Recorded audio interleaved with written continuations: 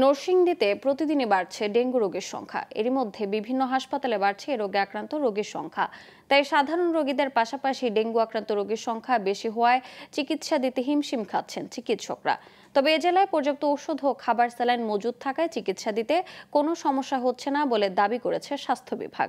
নরসিংদী প্রতিনিধি মোহাম্মদ শফিকুল ইসলাম মতির তথ্যচিত্রে desk report. চলতি বছরের জানুয়ারি থেকে এ পর্যন্ত নরসিংদীতে ডেঙ্গু আক্রান্ত রোগীর সংখ্যা বেড়ে দাঁড়িয়েছে 289 জন। অভিযোগ উঠেছে এবছর এখনও মশা নিধনে ওষুধ না ছেটানোয় পৌর শহরে প্রতিদিন বাড়ছে ডেঙ্গু রোগীর সংখ্যা। আর নরসিংদীর স্বাস্থ্য বিভাগ বলছে সচেতনতার অভাবে বাড়ছে ডেঙ্গু সংক্রমণ।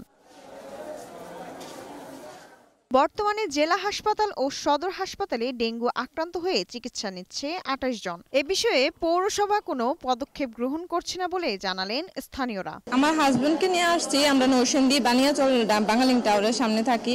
ওর ডেঙ্গু হয়েছে। ডেঙ্গু কালকে দুপুরের দিকে, আপনার সকাল থেকেই জ্বর, দুপুরের দিকে এখানে নিয়ে আসছি। পানি জমার কারণে ডেঙ্গু মশাতে আক্রমণ করে আমাকে ডেঙ্গু হয়েছে অলরেডি। আমি আজকেই ভর্তি হয়েছি। বাইরে 12-13 নিয়ে যে আমার পাওয়া দেন গা হয়ে গেছে মশার কামড়ে। বৃষ্টির পানি জমে এখানে আপনার বিভিন্ন রকম পানি জমে থেকে ওইখান থেকে ডেঙ্গু মশা উৎপত্তি হয়ে আমাদের যারা বাড়ি ঘরে বাচ্চা আছে তাদেরকে আক্রমণ করে। বর্ষার সিজনে পৌরসভায় একটা কাজ থাকে যে তারা ওই যে ওষুধ ছিটায় আর কি মশা দূর হওয়ার জন্য, কিন্তু আমরা এই বছর আমরা এটা দেখতে পাই নাই। চিকিৎসকদের মতে বেশ কিছুদিন বৃষ্টির পর রোদ ওঠায় ডেঙ্গুর লার্ভা বেড়েছে। এ কারণে আশঙ্কাজনক হারে বাড়ছে ডেঙ্গু রোগীর সংখ্যা। এতে সেবা দিতে হিমশিম খেতে হচ্ছে চিকিৎসকদের। থেমে থেমে বৃষ্টি হচ্ছে, এখন কিন্তু ডেঙ্গুর প্রকোপ আরো বৃদ্ধি পাবে। সুতরাং আমাদের সেই ব্যাপারে সচেতন থাকতে হবে।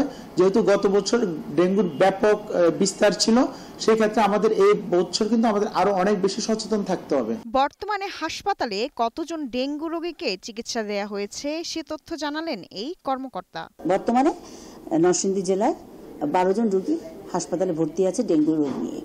জন্য আলাদা প্রত্যেকটা ওয়ার্ডের একটা আইসোলেশন ওয়ার্ড আছে হাসপাতালগুলোতে, সেখানে রোগীদের রাখা হয়। পৌর কর্তৃপক্ষ দ্রুত মশা নিধনে জরুরি ভিত্তিতে ওষুধ ছেটানোর ব্যবস্থা নেবে, এমনটাই দাবি স্থানীয়দের।